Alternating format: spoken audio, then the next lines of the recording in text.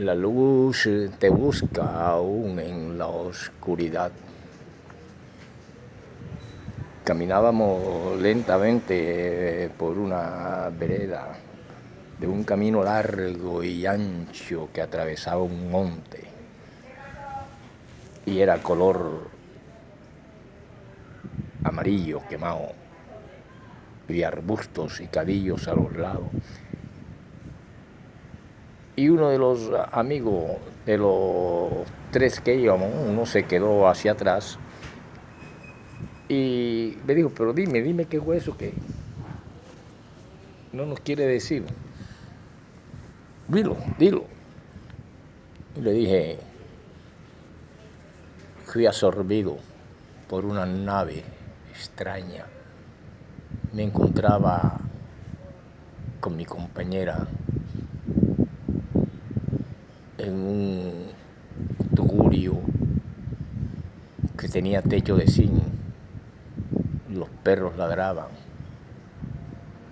y dentro de esa nave iban unas hermosísimas mujeres y mentalmente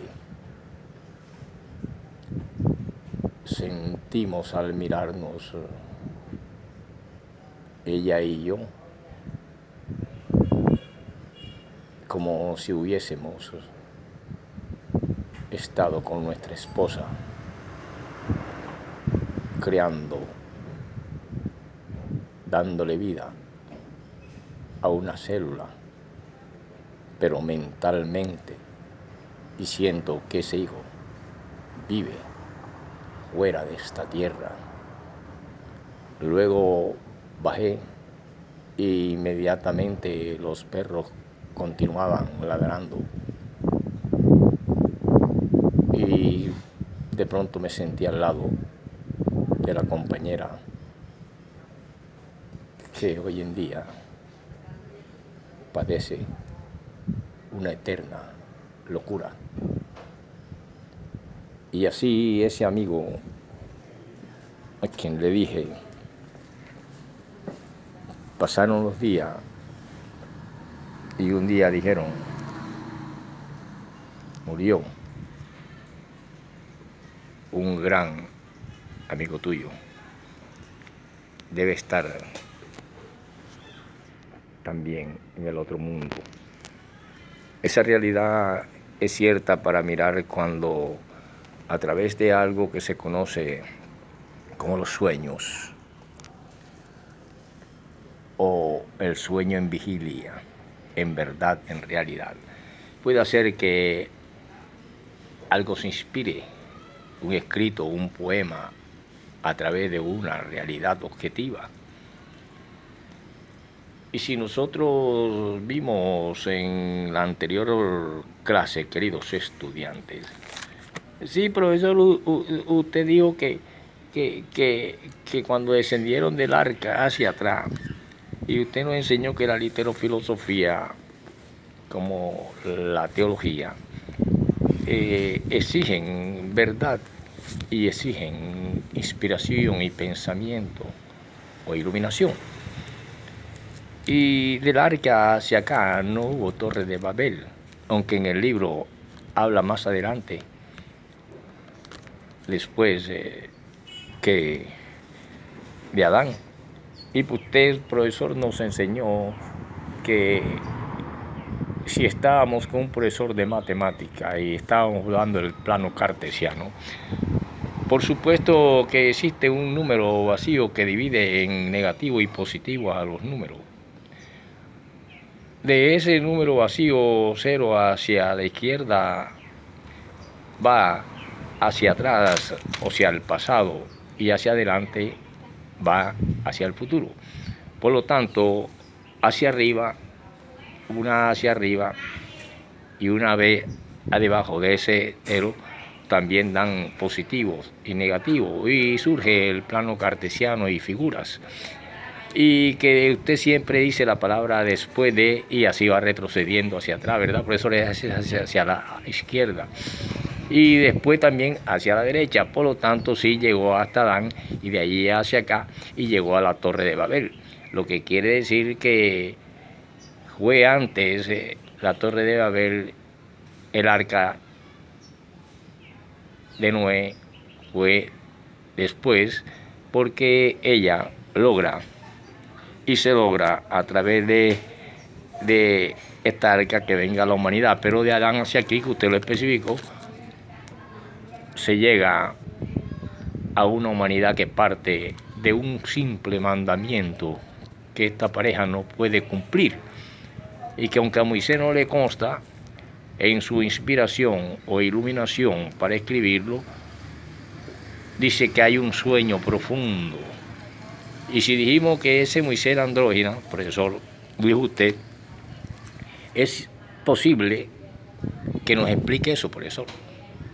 Bueno, queridos estudiantes, siéntese un aplauso para este muchacho. Claro que sí, estamos en temas mucho más profundos en este nivel con ustedes. Y es cierto que siempre ha visto un dualismo, luz, oscuridad. Como usted, profesor, que está en la oscuridad y de pronto entra un sol a su cuarto por alguna rendija, por alguna parte y lo ilumina. ¿Por qué, profesor? No sé. Ese es un misterio y secreto mío. Pero partiendo de que la vida proviene de una célula y el sistema nervioso de una célula y las tres partes reales orgánicas de la mente y la conexión espiritual con las profundidades de la existencia en el ayer desde su origen, y la humanidad llega a un momento en que es posible que este andrógeno, en un sueño profundo, porque para Dios no es nada imposible, haya tenido en la realidad objetiva como ser ambos sexos. Sí, profesor, aquí está Claudia Martina, profesor, una muchachita, profesor, que dicen que es el profesor hermafrodita. Y en un profundo sueño, la célula viva ha podido tener Adán una emisión, y esa emisión haría que su pequeña vagina quedara encinta, porque también era mujer, y lo dice el capítulo 5 en que quedamos ayer. Pero al ser eso, nacería de él una hembra que llamaría Eva, y luego más tarde la poseería. Es posible, y para Dios nada es imposible. Y así surge la especie humana, llegando nosotros a utilizar el pensamiento e irnos encontrando con la realidad y la espiritualidad para poder entender toda la cantidad de naturaleza humana, como las flores que hay de todo calibre, flores que ellas mismas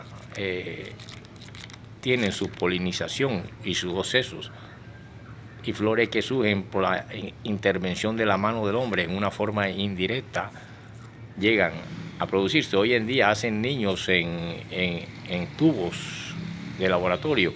Bueno, querido estudiante, esa es la explicación y el plano cartesiano para cuando yo dije hacia atrás, pero sabemos que realmente después del arca vienen los seres humanos, después del pacto del diluvio, que lo acaba Dios precisamente porque encuentra una humanidad que no fue capaz ni desde el paraíso un solo mandamiento cumplir, no comer de una fruta, y hasta llegar a los días de hoy que ni el mismo pueblo cumplió los 10, y Yeshua Mashiach hizo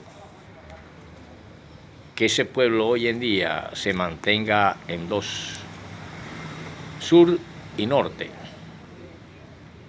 y caída del templo de Salomón, dando a entender que entre ellos ya existieron dos estados, se pueden decir, que algún día se deberán unificar, porque es la nación de Dios. Y al unificarse es como Corea del Norte y Corea del Sur, que por cuestiones A o B políticas se dividen en dos, pero son los mismos hermanos, la misma familia, el mismo pueblo de Dios es Israel. Y entonces los que quedan en el sur son yeshuaístas o reconocedores de que el Mesías es el Hijo de Dios. Y los que se encuentran en el norte de las tribus son del Dios antiguo que dio la ley a Moisés. Pero hermano y familia en toda la humanidad proveniente de este sueño y de este sopor, es posible, así tan fácil para Dios como digo, hágase el sol, hágase la luna, hágase el mar, las aguas, sepárense la tierra de las aguas y surge todo lo que también era fácil meter en un sueño a este primer hombre y en un sueño tener emisión y haber salido un pajarito como algo suave, una compañera, y crecer con él cerca y llegar a poseerla. ¿Por qué no va a ser posible dentro de la realidad? Si de todas maneras de él viene la humanidad y la compañera. Por lo tanto, podemos en otra cultura como la nuestra, que es occidental, y no la cultura donde proviene esta cuestión, entender un poco la religión y la realidad. Sin embargo, podría estar especulando, pero como profesor le explico, para que ustedes, así como intervinieron y están estudiando, sepan que se puede ir y decir después de, por ejemplo, hacia la izquierda en el plano cartesiano, después de el diluvio hacia allá, hacia la izquierda, se llega a Adán. Pero después, hacia la derecha del diluvio, vienen la especie actual humana, nacido de 3 hijos, cananeos, semitas y jafetianos. Y de allá de Oriente hacia el Asia Menor, porque hay Oriente Mayor y Asia Menor, como todos eran nómadas, se podía pasar de una parte a otra. Y de ahí hacia acá se empieza, cuando ya un hombre sabe escribir y leer, a ser inspirado para hacer este libro o sagrado, que es el libro bíblico. Y así podemos continuar en este curso más profundamente las cosas acerca de los principios y valores y la cultura. Por eso hablamos en educación de multicultura, y que nuestros hermanos que han sufrido tanto como los israelitas son el pueblo escogido de Dios y que trajeron esta cultura, y una de las cosas más hermosas y más bellas de un pueblo limpio y que trató de mantenerse en la antigüedad puro para Dios, y por eso su gastronomía, por eso su forma de ser, que es muy importante para esta humanidad corrupta y esta humanidad casi que despreciable a los ojos de Dios, porque ha llegado nuevamente a una maldad.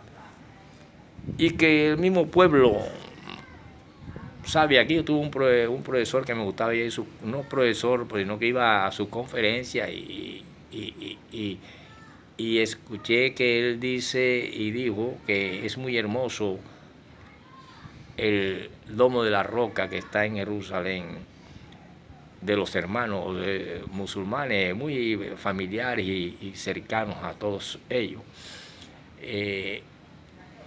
su templo, y que quedó el muro de las lamentaciones como prueba de que sí existió un templo ahí, y que debido al gobierno teocrático de Israel, hoy en día, debido a esa decadencia de Salomón y Roboam, y ese vino la guerra civil, y en esa guerra civil dividió al pueblo hasta hoy en dos, pero que ese pueblo cree en el Mesías y el anticristo, como decía Marco Rincón Suré, que estudió en la Universidad de Jerusalén, al cual yo escuchaba mucho y aprendí mucho de él, y lo que yo creo, pienso y se puede decir, sea blasfemia o no, verdad o mentira, es mi realidad de interpretar el libro sagrado, y la religión la entiendo como una cuestión social que nos es importante y que el libro bíblico transforma a los hombres que lo leen, y que ese pueblo, si es creyente, el judío de Jesús, y lo reconocen que es Yeshua Mesías,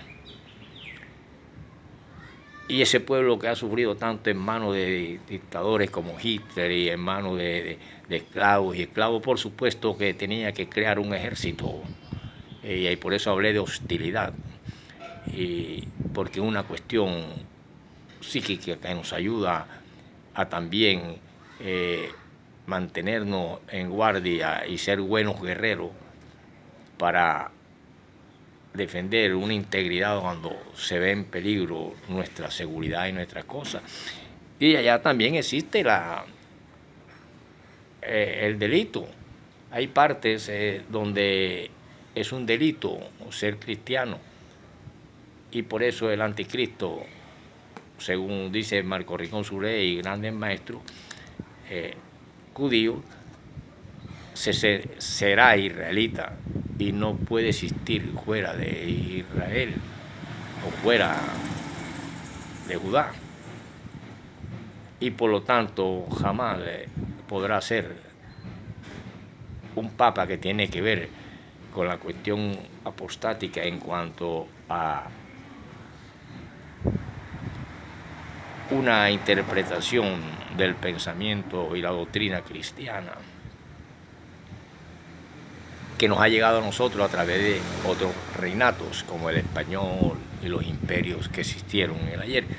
Por lo tanto, nuestros hermanos judíos merecen todo el respeto y el cariño y el amor por esta cultura, para que la humanidad se mantenga en hermandad y tan siquiera se pueda llegar a una paz, y que el hombre logre mantenerse, aunque sea cumpliendo un solo mandamiento, porque ya desde el mismo paraíso le fue imposible cumplir el no comerse una perita, una manzanita o un guineíto o un manguito. Ahora el hombre actual podría ser destruido porque no cumple ni siquiera medio, y la religión nos impone que vayamos poco a poco, al menos siendo agradable a Dios, aborreciendo lo malo y aborreciendo lo que no es, lo que es mentira, lo que es despreciable, vil y rastrero ante los ojos del Todopoderoso. Por lo tanto, reconozco que Jesús es el Hijo del Dios Todopoderoso, el Mesías. Para poder entrar a la próxima clase, queridos estudiantes, y decirles